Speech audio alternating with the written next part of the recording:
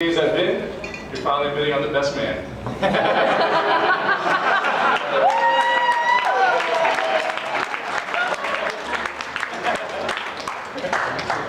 I had to go back. I looked at the last 30 years we've been brothers, and I tried to find some good stories that I can tell.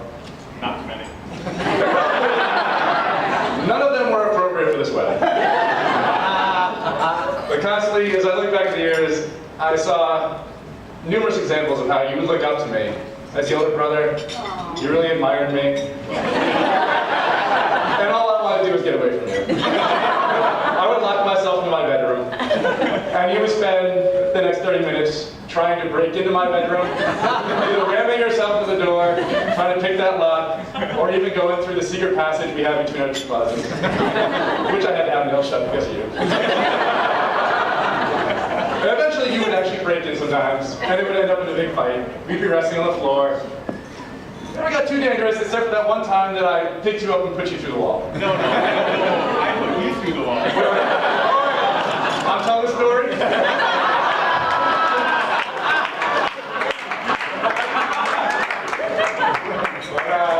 Eventually, when that happened, that's the moment we're like, wait, we're too old for this. We're actually going to hurt each other. We just got to be friends. And we did a pretty good job. I mean, we became good friends after that. And actually, after you graduated college, we decided we should move in together. So I invited you to my apartment in the North End, which Freddie apartment. I would like to say it was a tastefully decorated, young professional's apartment that would impress most of the ladies. So Ben moved in, and Ben's like, this is not tasteful. This is not young professional. We should actually turn this into a bit of a different style. And we ended up decorating the place with beer paraphernalia, putting a Christmas tree, all lights in the air, and making it look like a college dorm room. I tell you, despite the fact that my maturity levels digressed like 4 years when you moved in, I would move back in a heartbeat. But sadly, you decided to go full feral and move into a cabin. So that kind of put the end of that. I had a chance to go visit you though while you were out in Wyoming last year, and I got to see what living like a wildlife biologist is all about. It involves a lot of no shaving, showering infrequently, and sitting out in the sun with no sunscreen on.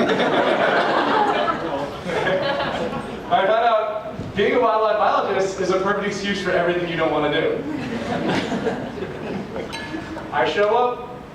Ben, how do you tell your clean clothes from the dirty clothes on your floor? Oh, don't worry about it, I'm a wildlife biologist. I don't have time to put clothes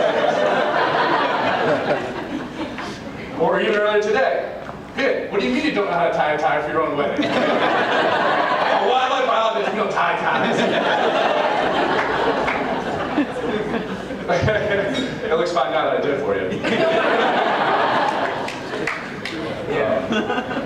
Ben and Michelle have known each other for 14 years now. I have to say, I was there in the beginning, and for Ben, it was love at first sight of red hair. All I heard about in 2 weeks.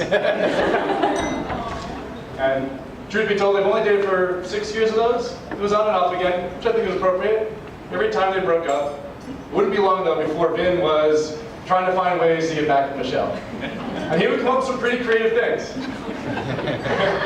Including being a secret admirer that was so shady, Michelle had to put another student on security watch because she thought he was dangerous.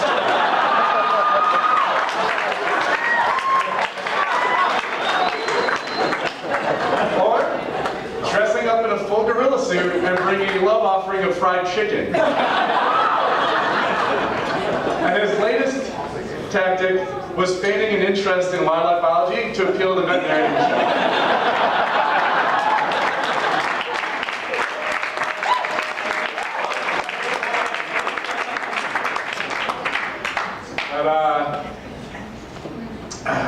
Throughout all of that, when I found out that Michelle was really interested in the gorilla suit, I knew she was ready for this family. Now Michelle, Ben is an interesting character.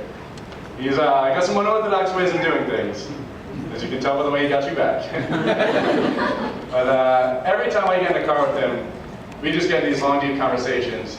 And before long, it's turning into just talk about how proud he is of you and everything you're doing at school, just killing the papers and getting them all A's, whether you're at work, and you're doing things that people never thought an intern should be doing.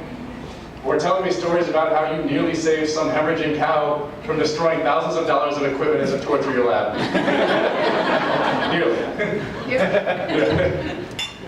But, at the end of these stories, he always just talks about how he worries for how stressed out you are, how much little sleep you're getting, and how the only thing you ever eat is vegetarian sandwiches from Subway. And he has an honest word for your well-being. He wants to make sure that all these stresses in your life never become too much for you.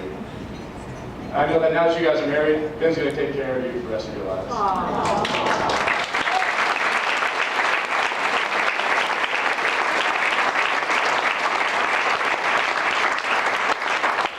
And if you're looking for some advice on how to take care of Ben, don't worry, he's a wildlife biologist, he doesn't need it. I